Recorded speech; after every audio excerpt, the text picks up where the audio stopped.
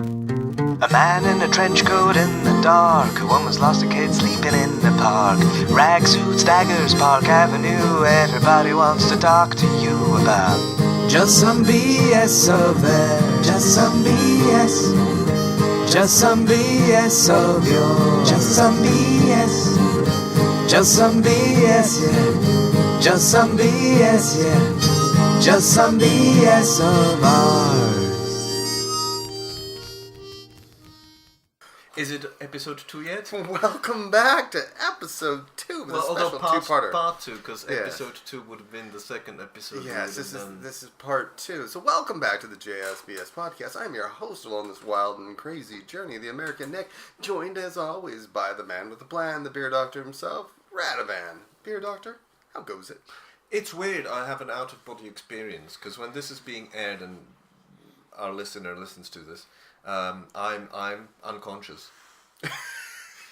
I'm somewhere eating in a Cornish meadow, eating grass, trying to recover from quite presumably a copious amounts of alcohol, serious night of debating and playing board games, and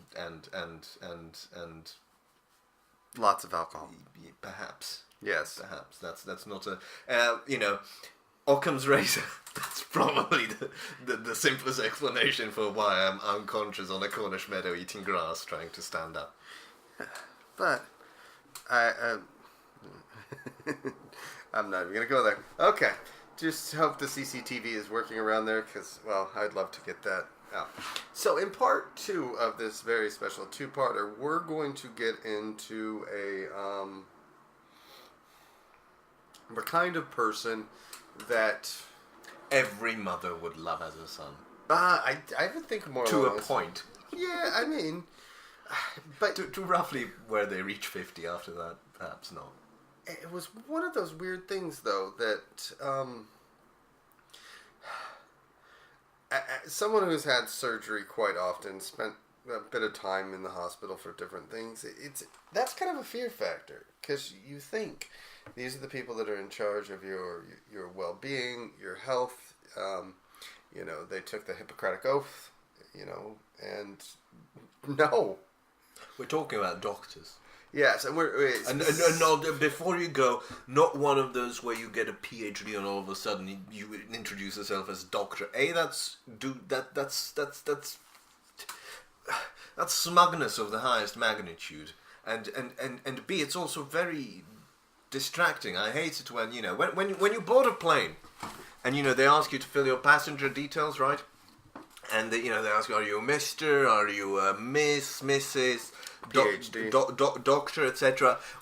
When they put that doctor in, just because you have a PhD in sociology, doesn't mean you should select doctor on that. Because the reason they're doing that is that so that they know who's medically trained on the flight, that should something happen, say a heart attack,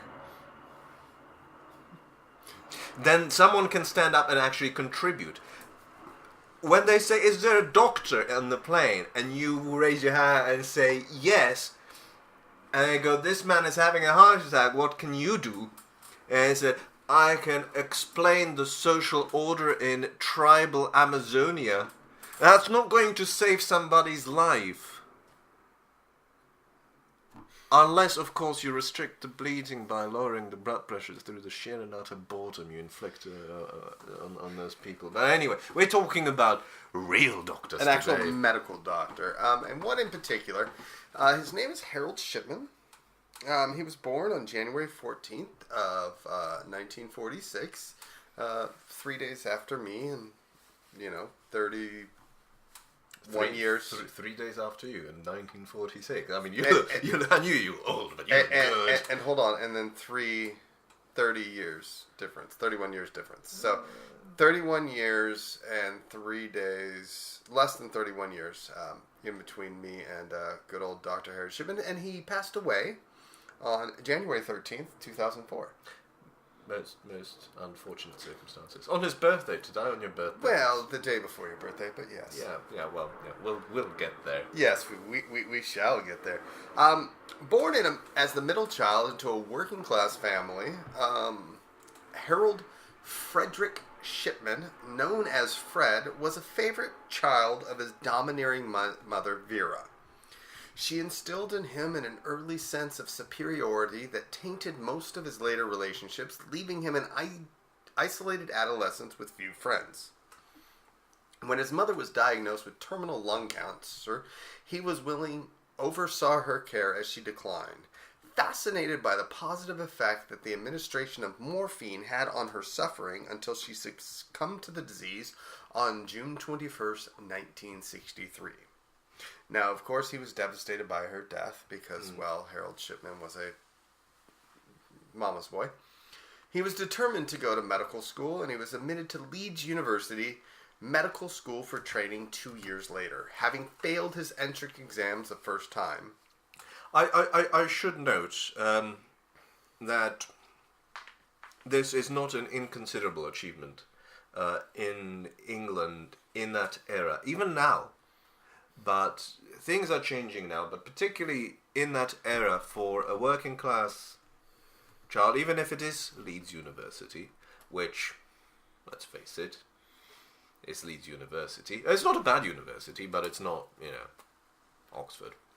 But even then, to be admitted to, frankly, in England at that time, and still to an extent, medical degree is probably the most prestigious thing you can study. And historically, historically, medical schools in England accepted a disproportionate amount of privately educated students over Public state school. Public is private in public.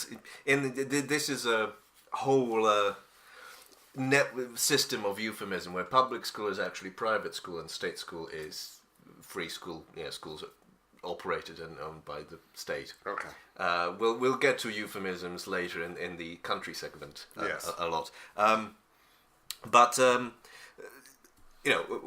I was at university, this was despite quota, about 85% of my classmates were from private schools. Oh wow! So and this is after the introduction of affirmative action. Oh wow!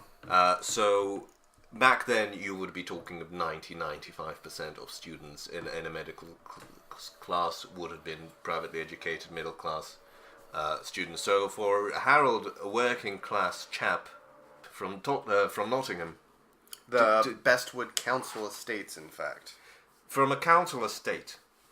Now, for those who don't understand, council estate in the United Kingdom is what in the states you'd call a project. It's social housing.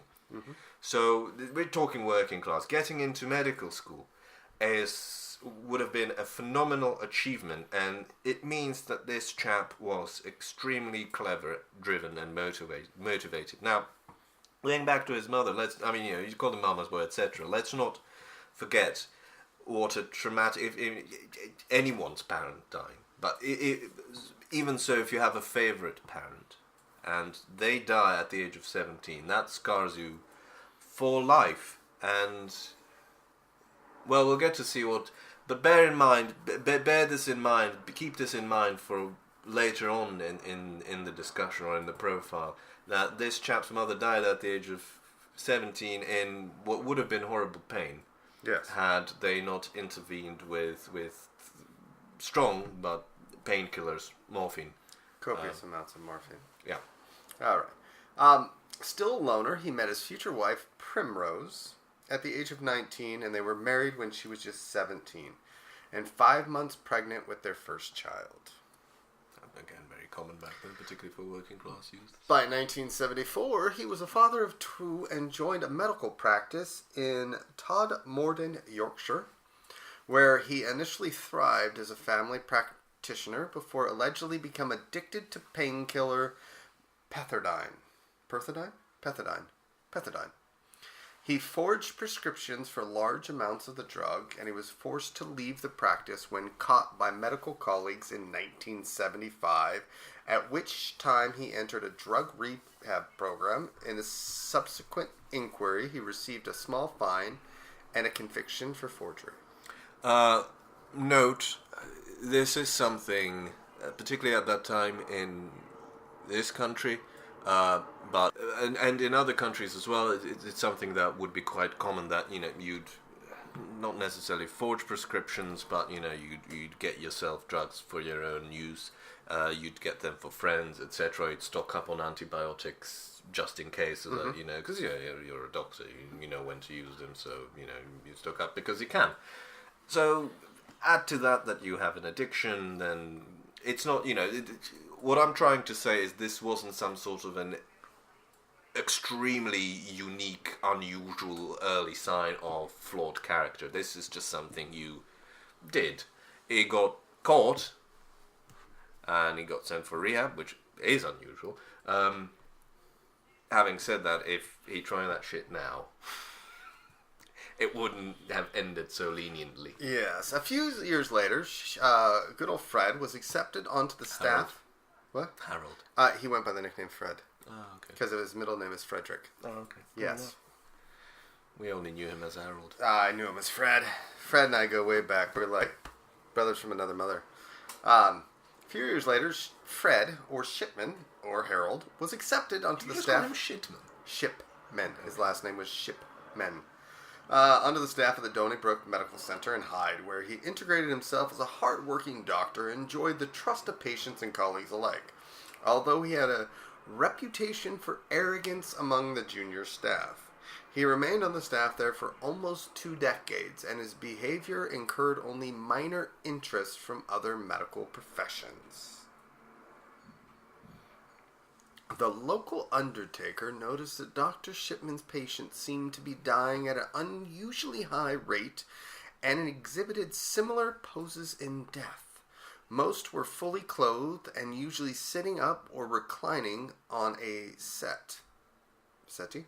S-E-T-T-E-E. Settee. Okay.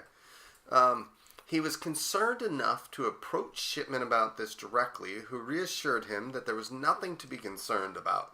Later, other medical colleague, Dr. Susan Booth, also found the similarity disturbing, and a local coroner's office were alerted, who in turn contacted the police. Another intervention, if I may. Yes. And this culture has now changed dramatically in the United Kingdom, not insignificantly due to what I guess you're already suspecting we're going to hear. But cast your this is Yorkshire. This is a sort of semi-rural setting, semi-urban setting. It's definitely not London. It's definitely not the middle of Styx Hyde. It's a bit of a shithole, really. But it's a place. It's a town. A doctor there with his own practice would have acquired a tremendous amount of respect, carried tremendous respect in society, as Harold Shipman indeed did. And you wouldn't question, even if there's a preceding case very similar to Harold Shipman, which is I believe the name was James Botkin. Look him up, Nick. You will like him, because that is a case in a way. If you switch the two people, Harold Shipman was during Botkin's time and Botkin was during Harold Shipman's time, it would have made for a far more fascinating case and a far more toxic one. Because that was a gentleman who. What we'll see with Harold Shipman is there's a lot of questions. With Botkin, a lot of answers. A lot of very. I found that one more difficult to read because of the malice in the way he acted and the general clinically psychopathic character traits that he displayed. But I mean, even so, Botkin was someone who stood trial for murder, and many people met untimely deaths due to his actions. He was acquitted of everything. He only was struck off. The medical professionals in the United Kingdom are governed by what's called the General Medical Council, the GMC. They maintain a register of personnel, medical personnel who are qualified to practice in the United Kingdom. Okay. If you're struck off this register, if they take your name away off from it, you're not allowed to practice medicine. So this chap was struck off for 4 years and then reinstated. Okay. That was the extent of his punishment. And no, it wasn't because of his untimely deaths that seemed to be correlated with him, with his activity. It was due to forgery. Oh. And then he was reinstated and remained a doctor and practiced as a doctor for another 20 years. And this was largely driven by the attitudes of society that a doctor wouldn't do such a thing. You didn't question what a doctor is because imagine what priests used to be like. You know, they carried the authority of the village. They were the best of the best, so you listen to them. They wouldn't do bad things. They were there to heal, to help people. Yeah. And there also was a second, a more political aspect to it, that the medical profession as a whole was fiercely protective of this reputation, because their entire existence relied on it. If you crush the trust in doctors, what you have is unwarranted lawsuits, undue supervision, everything that we have seen happen in recent years as a result of what we're talking about here. So that certainly happened with Botkin. So what I want the listeners to appreciate is that when you see doctors noticing these patterns and reporting them, the fact that it was brushed under the carpet is perfectly understandable, because the attitude of most people around the case at that time would have been very naive. Surely not, this is impossible. Which, my other point is, only testifies to the bravery of these people who started pointing this out and started noticing it, and the danger they took by going against convention and by going against the status quo. Something, not just in medical scandals, if you look at something like a Hillsborough tragedy, the people who often spoke out were often ostracized and vilified and only got retribution years, sometimes decades later, and it never quite is enough. Yeah. So let's carry on. A covert investigation followed, but Shipman was cleared as it appeared that his records were in order. The inquiry failed to contact the General Medical Council or check criminal records, which would have yielded evidence of Shipman's previous record. Later, a more thorough investigation revealed that Shipman altered the medical records of his patients to corroborate the causes of death. Hiding behind his status as a caring family doctor, it is almost impossible to establish exactly when Shipman began killing his patients, or indeed exactly how many died at his hands, and his denial of all charges did nothing to assist the authorities. Indeed, his killing spree was only brought to an end thanks to a determination of Angela Woodruff, the daughter of one of his victims, who refused to accept the explanations given for her mother's demise. Kathleen Grundy, an active, wealthy 81-year-old widow, was found dead in her home on June 24th, 1998, following an earlier visit by Shipman himself. Woodruff was advised by Shipman that an autopsy was not required and that Kathleen Grundy was buried in accordance with her daughter's wishes. Now, Woodruff was a lawyer and had always handled her mother's affairs, so it was with some surprise that she discovered that another will existed, leaving the bulk of her mother's estate to Dr. Shipman. One thing I should note here, I guess most of if you've listened to the first part of this episode, you will recall that we made a slightly arbitrary division of how many neurons a person has, based on whether they believe conspiracy theories with regards to 9/11 or not.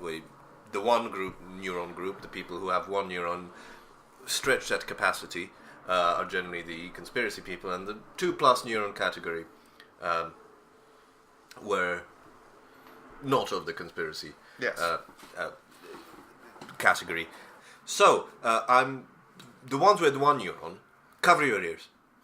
Now, they have one neuron, so they had an order, they covered their ears. That's good. So I'm speaking to us 2-neuron law. You probably see where this is going, and particularly the Botkin case. You can see where this is going. So what I will say is something will unravel now. I'm not going to spoil it for you, but what I will say, this was highly unusual for Harold Shipman. This was the first and only time he's ever ended up on anybody's will. And we'll get to that later. We'll talk about it later if you remind me, Nick. But don't think that this was something that's been happening periodically. This was the first and only time that has happened, which in itself is interesting. 1 year on, people, uncover your ears. Right, carry on, Nick. Kathleen's Grundy body was exhumed, and a post-mortem revealed that she had died of a morphine overdose administered within 3 hours of her death, precisely within the time frame of Shipman's visit to her. Shipman's home was raided, yielding medical records, an odd collection of jewelry, and an old typewriter which proved to be the instrument upon which Grundy forged will had been produced. It was immediately apparent to the police from the medical records seized that the case would have extended further than the single death in question, and priority was given to those deaths it would be most productive to investigate, namely victims who had been cremated and who had died following a home visit by Shipman were given priority. Shipman had urged families to cremate their relatives in a large number of cases, stressing that no further investigation of their death was necessary, even in instances where the relatives had died of causes previously unknown to families. In situations where they did not raise questions, Shipman would provide computerized medical notes that corroborated his cause of death pronouncement. Police later established that Shipman would, in most cases, alter these medical notes directly after killing the patient to ensure that his account matched the historical records. What Shipman had failed to grasp was that each altercation of the records would be time-stamped by the computer, enabling police to ascertain exactly which reports had been altered. One thing I will notice, this wasn't necessarily an oversight of Shipman, considering it took them decades to find out. Following the extensive investigation, which included numerous examinations, autopsies, the police charged Shipman with only 15 individual counts of murder on September 7, 1998, as well as 1 count of forgery. Only 1 count? Okay. It's the will. Oh, yes, that's right.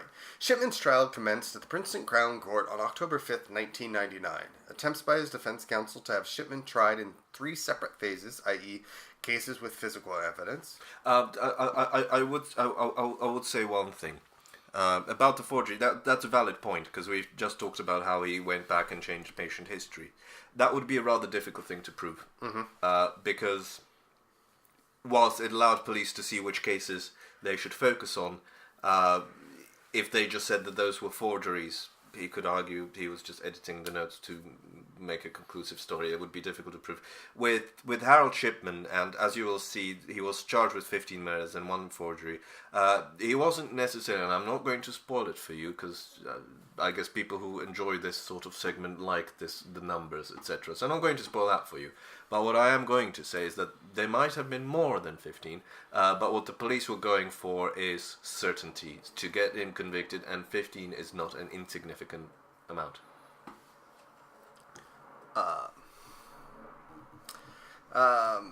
Shipman's trial, okay. The prosecution asserted that Shipman had killed the 15 patients because he enjoyed exercising control over life and death, and dismissed any claims that he had been acting compassionately, as none of the victims were suffering a terminal illness. Angela Woodruff, Kathleen Grundy's daughter, appeared as the first witness. Her forthright manner and account of the unremitting determination to get the truth impressed the jury, and attempts by Shipman's defense to undermine her were largely unsuccessful. Next up, the government pathologist led the court through the gruesome postmortem findings where morphine toxicity was the cause of death in most instances. Therefore, fingerprint analysis of the forged will showed that Kathleen Grundy had never handled the will, and her signature was dismissed by a handwriting expert as a crude forgery. A police computer analysis then testified how Shipman had altered his computer records to create symptoms that his dead patients never had, in most cases within hours of their death. As the trial progressed on to other victims of their accounts and their relatives, the pattern of Shipman's behavior became much clearer. A lack of compassion, disregard for the wishes of attending relatives, and the reluctance to attempt to revive patients were bad enough. But another fraud also came to light. He would pretend to call the emergency services in the presence of relatives, then cancel the call when the patient was discovered to be dead. Telephone records showed that no actual calls were ever made. Finally, evidence of his drug hoarding was introduced, with false prescribing to patients who didn't require morphine, overprescribing to others who did, as well as proof of his visits to homes on the recently deceased to collect up unused drug supplies for disposal. Shipman's haughty demeanor throughout the trial did nothing to assist his defense in painting a picture of a dedicated healthcare professional. Despite their attempts, his arrogance and constantly changing stories when caught out in obvious lies did nothing to endear him to the jury. Following a meticulous summation by the judge and a caution to the jury that no one had actually witnessed Shipman kill any of the patients, the jury were sufficiently convinced by the testimony and evidence presented and unanimously found Shipman guilty of all charges, 15 counts of murder and 1 of forgery, on the afternoon of January 31st, 2000. The judge passed 15 life sentences as well as a 4-year sentence for forgery, which he commuted to a whole life sentence, effectively removing any possibility of parole. Shipman was incarcerated at Durham Prison. I will note that this is no longer allowed. Shipman was, in fact, I believe, the last, if not one of the last cases where there wasn't a minimum sentence given. Now, this has changed, partly due to what happened with Harold Shipman later, as we'll find out. They have imposed minimum sentences now just to give some sort of prospect, however tenuous, of rehabilitation. The fact that the doctor had killed 15 patients sent a shudder through the medical community, but this was to prove insignificant in the light of further investigations that delved more deeply into his patient case list history. A clinical audit conducted by Professor Richard Baker of the University of Leicester examined the number and pattern of death in Harold Shipman's practice and compared them with those of other practitioners. It found the rates of death among his elderly patients were significantly higher, clustered at certain times of the day that Shipman was in attendance in a disproportionately high number of cases. The audit goes on to estimate that he may have been responsible for the deaths of at least 236 patients over a 24-year period. Yeah, most estimates agree that it's probably around 250. That's for those of you who need things visually. That's a jumbo jet. That's a village. That's your entire year at university. That's your high school. That's a lot of fucking people. Yes. Separately, an inquiry commission chaired by the High Court Judge, Dame Janet Smith, examined the records of 500 patients who died while in Shipman's care, and the 2,000-page report concluded that it was likely that he had murdered at least 218, although this number was offered by Dame Janet as an estimation rather than a precise calculation, as certain cases presented insufficient evidence to allow for certainty. Yeah, his death rate was twice of anybody else. So when they say they investigated 500 cases, that doesn't mean that he killed 500 people. But you need to investigate the cases to see who died naturally and who didn't. He may have in fact taken his first victim within months of obtaining his license to practice medicine, 67-year-old Margaret Thompson, who died in March of 1971 while recovering from a stroke, but deaths prior to 1975 were never officially proven. Whatever the exact number, the sheer scale of his murderous activities meant that Shipman was catapulted from British patient killer to the most prolific known serial killer in the world. He remained at Durham Prison throughout these investigations, maintaining his innocence, and was staunchly defended by his wife Primrose and family. He was moved to Wakefield Prison in June of 2003, which made visits for his family much easier. On January 13th, 2004, Shipman was discovered at 6 a.m. hanging in his prison cell at Wakefield, having used bed sheets to tie the window bars of his cell. There remains some mystery about the whereabouts of his remains, with some claiming the body is still in the Sheffield morgue, while others believe his family have custody of his body, believing that maybe the murderer in his cell, and wishing to delay his interment pending further tests.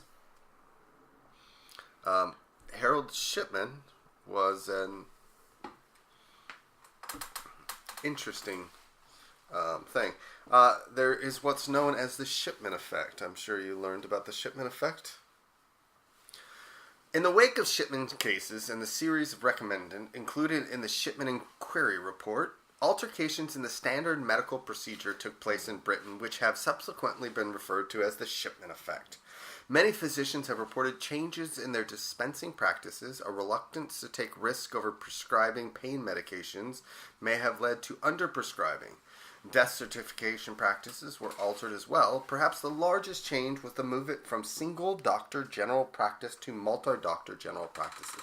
This was not a direct recommendation, but rather because the report stated that there was not a safeguarding and monitoring of doctors' decisions. Yeah, I mean, when I was at university, these changes have just about sort of becoming regular practice. Some came before, some came afterwards. But the one thing is that whole way of talking about respectability of doctors, etc. Shipman has changed the face of medicine, the practice of medicine in the UK, quite possibly forever. The multi used to have the single GP practice, and now you have the multi. That's one of the things. Stringent monitoring to the point of being a proper pain in the ass of pain medication. It's something else that some of these are not tremendously popular because they hinder smooth execution of one's duties. However, having said that, they do safeguard against something like that. Double signing death certificates is another change where one person can't just say, yeah, this person is dead for that very reason. Think of it as a pilot co-pilot type scenario in a plane. There's always someone to make sure the other person is not a murderous psychopath. Makes sense. When he did die, there was some celebration. There was little sadness. David Blunkett, the Home Secretary, famously said, I don't remember the exact quote, but something to the effect of, it's difficult not to celebrate. No, we shouldn't, but it's difficult not to celebrate. The Sun, their headline was Ship, Ship, Hooray. Oh, wow. But at the same time, it raised serious concern as to the welfare of prisoners, that someone like that should not have been allowed to kill himself, and should not be in a state to kill himself. He's a tricky one because there's various theories why he killed himself. Could it be that his wife was apparently coming around to thinking that perhaps he might have had something to do with all those murders as they were ended? In fact, the last letter that she sent him, she did ask, tell me the truth. Oh. It could also be that he was stripped of his NHS pension, and basically the rules were that if he lived past his 60, he would have lost his right for a pension. He died at 58, so a partly at least motivating factor might have been if he dies before 60, his wife gets his NHS pension.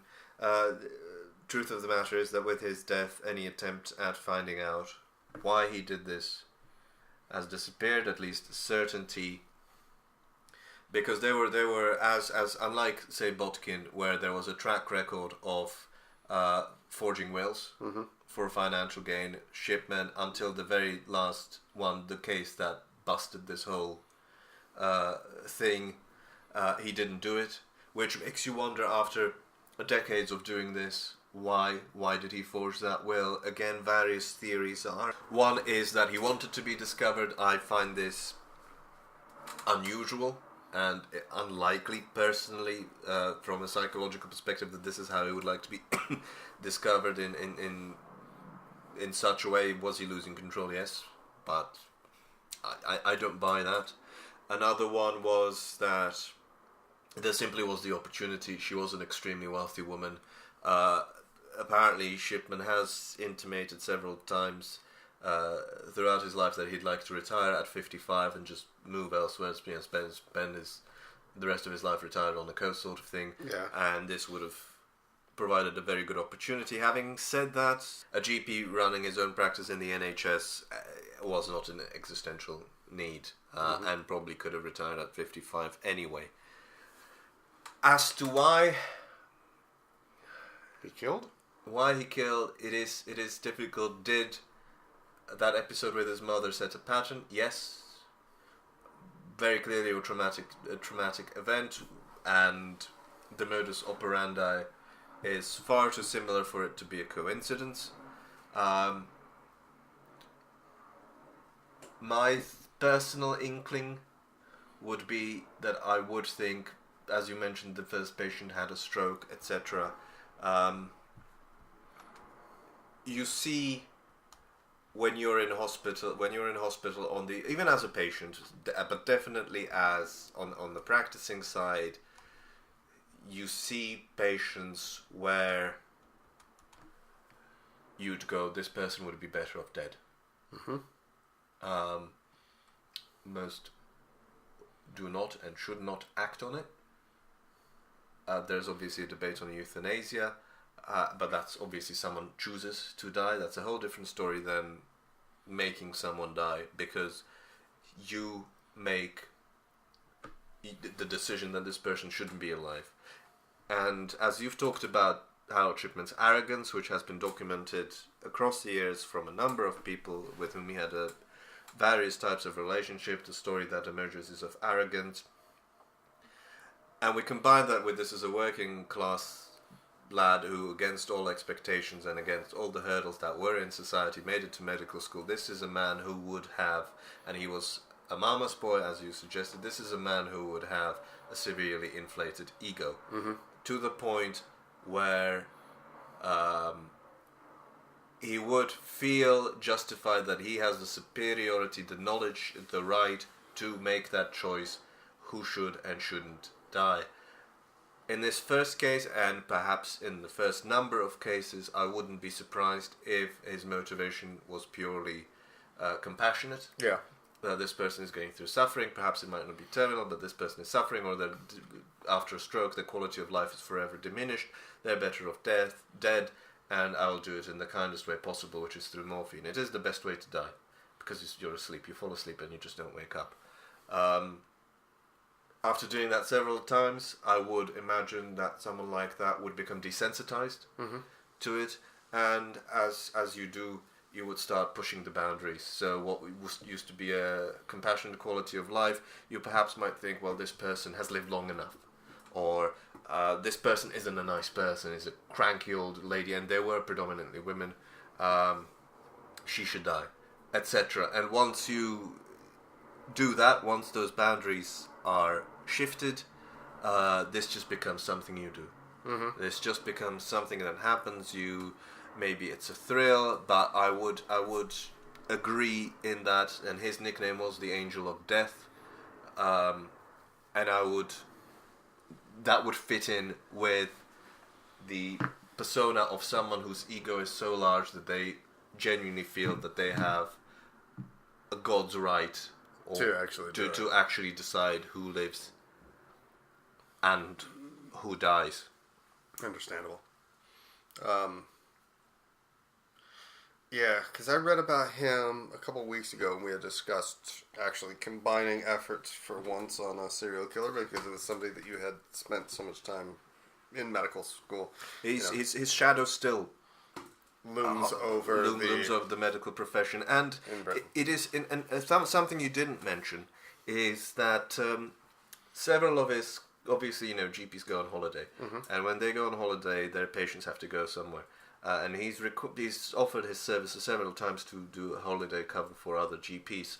And it is telling, and it is disheartening as well, that other GPs just refuse to have their patients sign over. So it's one of those things where everyone suspected something was going on, but nobody did anything to it because of the reputational loss and etc. Which, why I again want to commend the people who did step forward.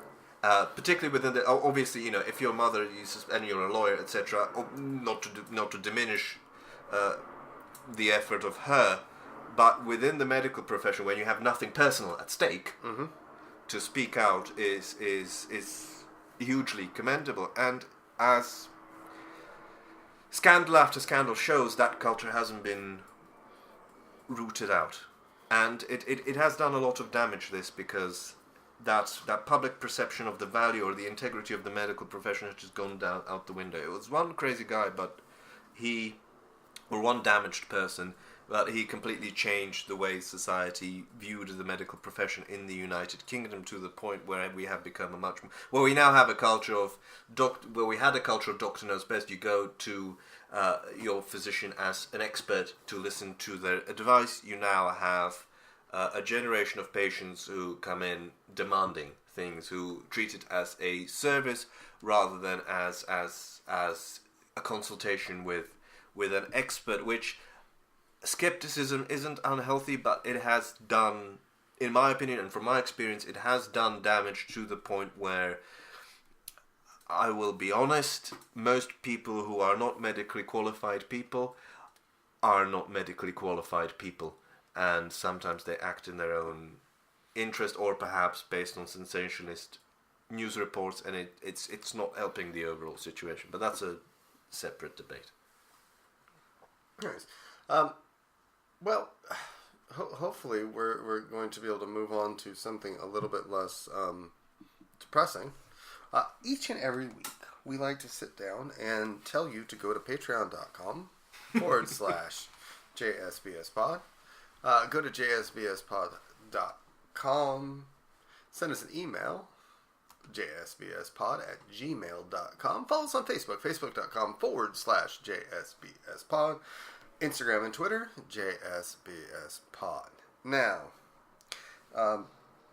this next segment is open for sponsorship, so if you'd like to sponsor the travel segment here on JSBS Pod and get an in-depth look at everywhere you should be going on your annual leave or your holiday, feel free to send an email to jsbspod@gmail.com with the headline Travel Sponsor. So, Radovan, as I ask you each and every week, which I didn't ask you last week because, well, last week we had so much going on with 9/11, this week, where in the world are we going? Well, see, it's a difficult, because the whole point of this segment is not just to introduce countries. It is to see what life is like.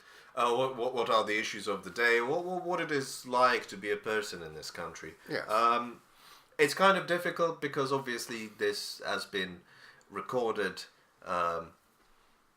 now over a week ago, so something might have happened since, and we're going to look pretty silly if something big has happened in this country and we don't talk about it. But that is the thing. If something big has happened in this country, well, this is what it was like before that big thing happened. Although, well, frankly, not much has happened. Not much ever does happen in the Kingdom of Belgium. Ah, Belgium. So, for those of you who don't know, Belgium is Belgium. It's a country in Europe next to the Netherlands, wedged between the Netherlands, Germany, and France. Close-ish to the UK, had there not been a body of water in between. Delving into the history of Belgium, as with Belarus last time, it is kind of, Europe-y. Kind of. I mean, this is a general mishmash of European history where lots of, little duchies and Romans first and then Dark Ages supposedly, and then you had your little duchies, and tribes turned into duchies and little countries and cities, and control between France or Netherlands, Germany, various bits and pieces, kings, intrigue, queens, wars, lots of things happening, which, where you look at it from afar, I look at it as a whole, you go, well, not much has really happened over all. Belgium as a thing kind of starts becoming its own country, so to speak, in 1830, when the Belgian Revolution happened and it seceded from the Netherlands to form Belgium under a king, Leopold. Perhaps a little unknown thing in the history of Belgium is what happened under King Leopold II, which it might surprise you, but during his reign, well, technically wasn't Belgium, but it was Belgium, ran the worst colonial regime in history. Okay. Forget your preconceptions about what the English Empire did or what the Spanish conquistadors did, or even what Stalin or Hitler did in terms of cruelty. Yeah. Pol Pot, perhaps. Forget what Mao did. Pol Pot is perhaps the only person who comes close to being comparable. Oh, wow. King Leopold II, who was the King of Belgium. It's quite an interesting story, which should probably be left to when we discuss the country. Yes. But seeing as there's not much to say about Belgium, might as well discuss it here. And we're doing an extra long episode, so why the hell not? Not extra long for you, but we split it into half, so this is actually short, but we can't finish at 50 minutes, can we? We have some respectability. So what happened there? We're talking about the... we're talking about the Congo region, where King Leopold had a brilliant idea. He had a country, he ruled a country, Belgium, but he wanted to own a country as well. Okay. Which he owned, Belgium. But Belgium, people were too, demanding. He wanted its own separate country. So he recruited the help of Mr. Stanley, of Stanley and Livingstone fame, the explorers of Africa. And what he had Mr. Stanley do is travel around the Congo Delta and speak to tribe leaders, chieftains, and make them sign a 2 to 4 page document written in French, and ask them to sign over their territories. They didn't know what they signed, but they signed away their territories. Now, Leopold gathered all this, all these signatures, to the point where he had a country. Yes. At that point, he said, I own, mine, all this, mine. And it had rubber, it had ivory, it had all sorts of things. And other countries weren't. That's quite unusual, because normally, you bring an army and you claim a territory for a country, and that's how it is. Or, you have the East India Company or whatever, had their own little army and conquer something for themselves. Yeah, right? So this was quite unusual, to the point where even Otto von Bismarck said, maybe we should, chat about this. So they held the Berlin Conference, where 14 leaders of nations met to discuss the Congo situation, and also to discuss a few other things that were happening in Africa. It was basically everyone talks about what's happening in Africa and sets the rules, which started the sort of formalized the chase for Africa. And there Leopold showed them the documents, and they said, well, frankly, they probably didn't know what they were signing, but, they're all legal documents, so... Yeah. And Leopold did promise to end slavery, to be respectable, and basically only to have temporary rule over those countries until the people would be educated and confident enough to take rule for themselves. Okay. In theory, it's good. In theory, that's good. And all the other countries, the English wanted Congo, the French wanted Congo, Portuguese wanted Congo. In fact, were there before. So he signed kind of a deal with each. England, he promised exclusive trading rights, although he's promised Bismarck that he wouldn't do that, but the two didn't know. France, he told, well, I mean, look, I will own Congo for and I will upkeep it for my personal wealth. Congo will not have nothing to do with Belgium. It's my own country. Mm-hmm. And I'll keep it for my personal wealth. Should I run into trouble and not be able to upkeep it, you have first refusal for when I choose to sell it. And France said, that's fucking brilliant. I mean, one guy can't run a country, particularly as uncultivated and wild as the Congo. Yeah, that's good. So in a way, he bought everyone to sort of buy into this. Hell of a salesman. Hell of a salesman, yeah. And everyone said, yeah, great. Congo's yours. So he had Congo, and he called it he called it the Congo Free State. Remember earlier when we were talking about euphemism about the public schools being private? Yeah. So this was the Congo Free State owned. It was a personal country of King Leopold II. This was not a grounds. This was not a mansion with a grounds. He had a country. That's some big brass balls. And it all started very well. He abolished slavery, and he sort of started, he promised it would be a free trade zone, and it all started off very promisingly. He actually tried to deliver on these promises, but it was expensive. And as the French had correctly assumed, even though he was in mountains of debt, he couldn't afford it. Yeah. So you started cutting corners. That's not good. The man's got to make it. The man's got to earn. The man's got to earn. Yeah, what are you going to do? So we start softly. First, he claimed all land that is not currently in use to be owned by the state. Okay. So what's not a village, what's not a farm, owned by someone, is owned by the state. Through this claim, over 90% of the territory of the Congo Free State, which kind of contravened the Berlin Conference, because then it's not free trade. Yeah.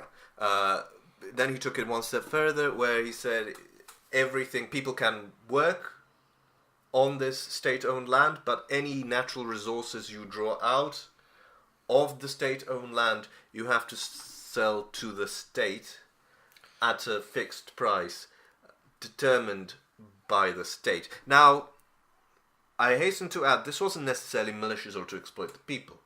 The point here was to make money. Yeah.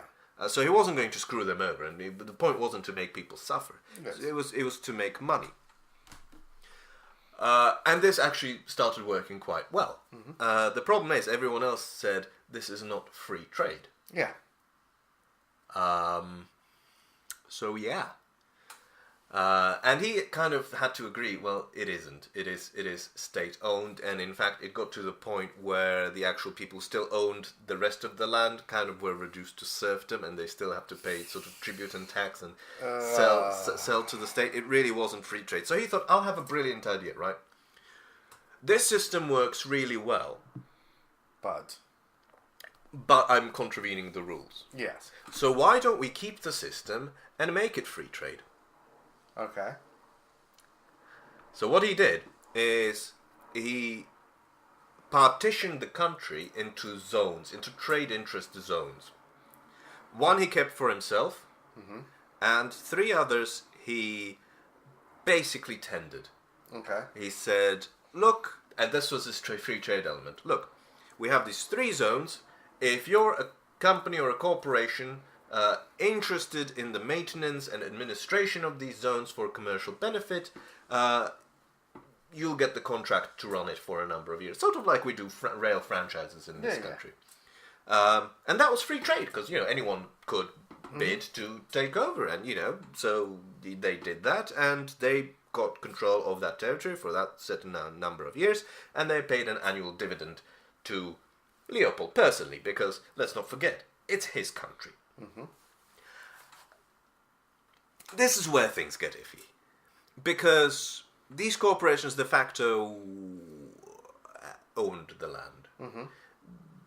So normal laws ceased to apply. Okay. They were policing the lands, they blah blah blah, and to make it profitable, you had to get certain amount of rubber. Okay. Rubber was, at this point, they were talking 1890s here, rubber was just taking off. There was about to be a massive boom in rubber. It was on the way up, and during Leopold's ownership of Congo, that would be the rubber boom, tires, automobiles. It was a massive industrial explosion. So Okay. rubber overnight, well, not overnight, but over a very short period of time, became the in-demand natural resource in the world. Okay.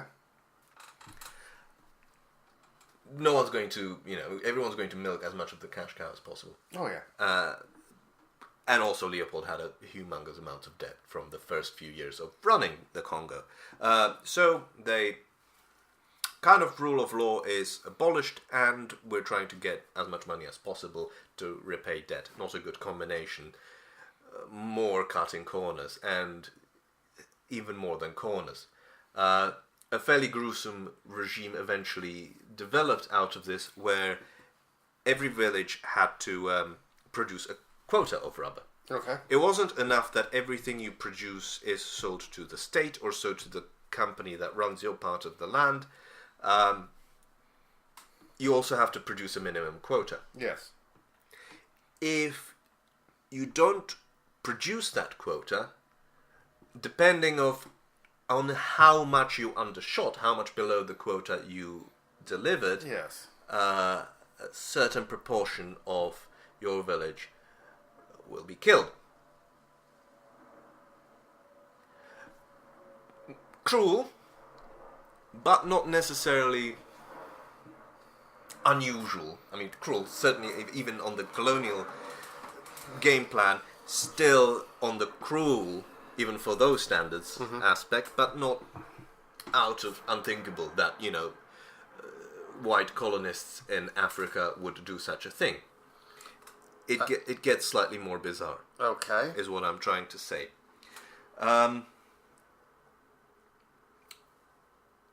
The point was to make money. Yes. The point was to make a profit. Yes. You make a profit in two ways. You generate revenue Yep. through rubber, Okay.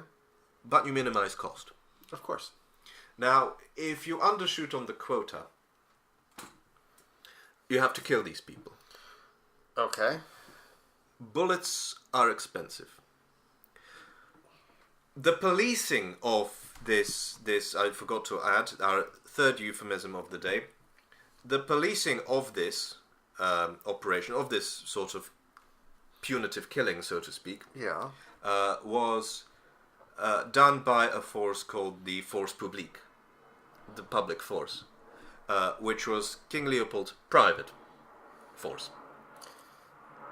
Yeah, Force Publique, private force, euphemism. Yeah, Yeah. yeah. So there was. I don't like where this is going. So there was a directive to save bullets. So the rule within the Force Publique was 1 bullet per death. Okay. So everyone got an allocation of bullets. Yeah. 1 bullet per death. You can't waste 2 bullets. It's 1 bullet, so aim carefully. You killed someone. Yes. How do you prove that you've only used 1 bullet per death? You can't, this is way before the internet. You can't just tag, Yeah. on kilogram, Yes. So what they did is, everyone they shot, they severed their hand. And basically used to collect these buckets of hands. And this was a very, this is the prevailing image of the Congo Free State. But this de facto became kind of an administrative marker where, a soldier or a section of the Force Publique would shoot people. They would quantify how many bullets they used because they had their initial allocation, and they brought their buckets of hands, severed hands, and the accountant would see how many bullets were used, would count the hands, and then confirm, right, we have achieved our efficiency target of 1 bullet per death.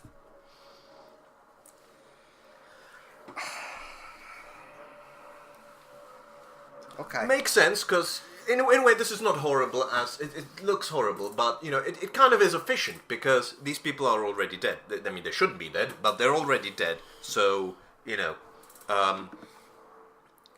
what's cutting off a hand of a dead person? I mean, you can't hurt them anymore. Yes. But because of the context of how this happened, it kind of led to a few unintended consequences, shall we say? You think? Yeah. So, number one, what happens if you accidentally use 2 bullets per person? Okay. You personally are going to be punished if you fail to reach that efficiency target. And judging by the fact that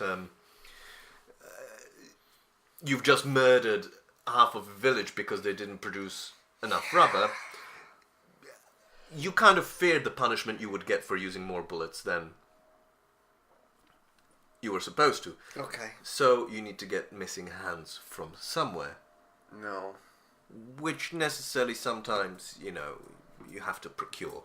Either by killing more people than is strictly necessary, and those people not with bullets, or going somewhere else, to kill, or getting hands. Basically, what I'm trying to say is that they developed an underground trade in hands, and it was quite bloody, because say if you're a village and you've underproduced, they're coming to kill you. Mm-hmm. But if you strike a deal, that you give them buckets of hands, that would correspond to the amount of people that needed to die, everything will be all right. The police force would just shoot blank bullets and take their hands, which also to make up the shortages in bullets. Sometimes they cut off hands of living people and just leave them there. So hand does not necessarily mean death in practice. So if you're a village, you can get around this by giving them buckets of hands, and everything's fine. No, it's not fine. But you have to get your hands from somewhere. So, but this is what I'm saying is, so these villagers turned on the other villagers. Yes. Oh God. Yes. So, in summary, this turned out to be quite a clusterfuck.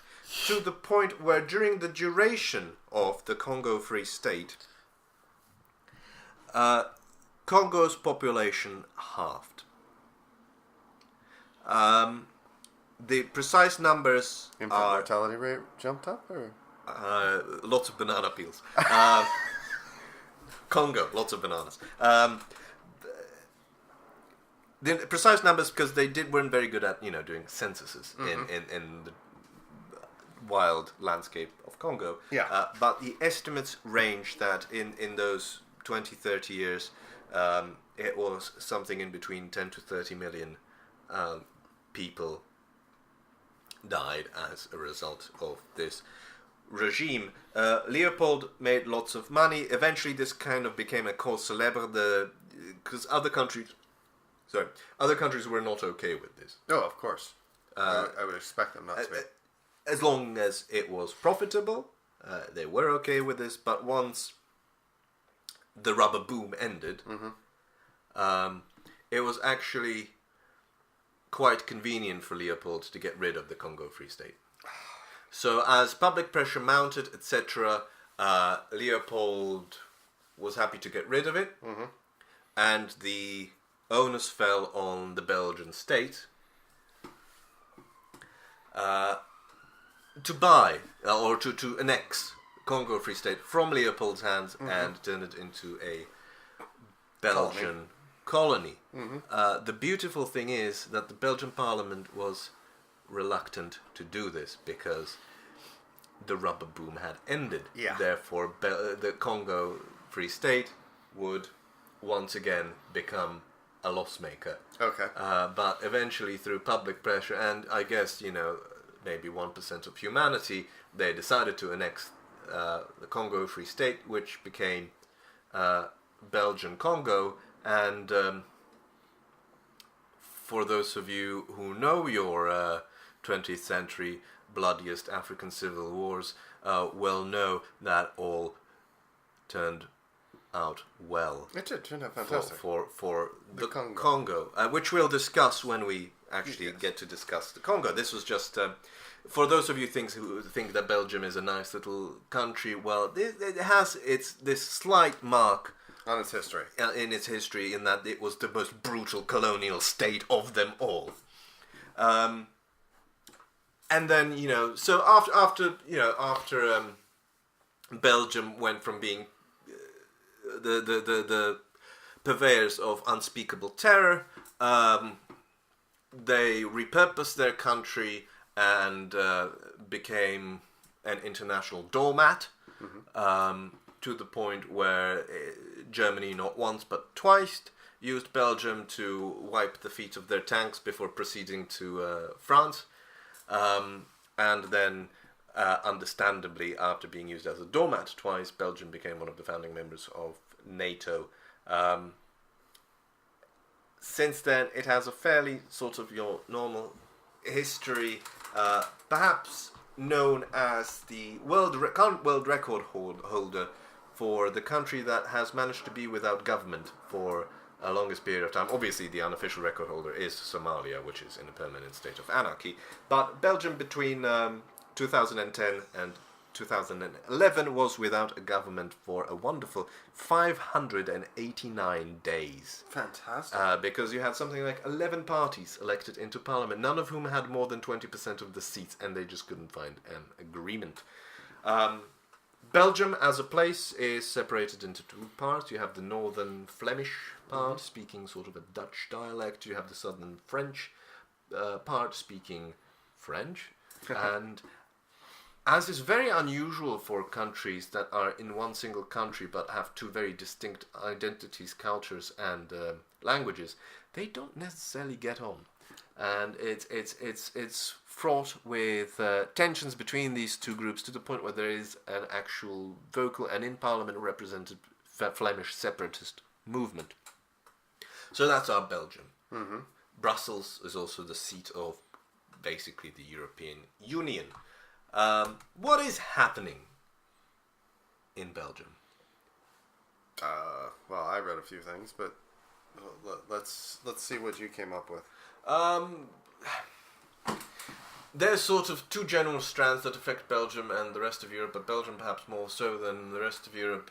One is obviously the functioning of the European Union, the uncertainty with regards to Brexit negotiations, etc. But we have managed to avoid Brexit very successfully for the past few episodes, so let's try to keep that going. The other is incessant influx of refugees. Belgium kind of is a target state for two reasons. It's close to the UK, and lots of refugees are using it to get to the UK. Yes. Also, it's an attractive destination in and of itself. So Belgium has a slight problem, and there's an increase in extremist rhetoric of trying to not be as welcoming to refugees.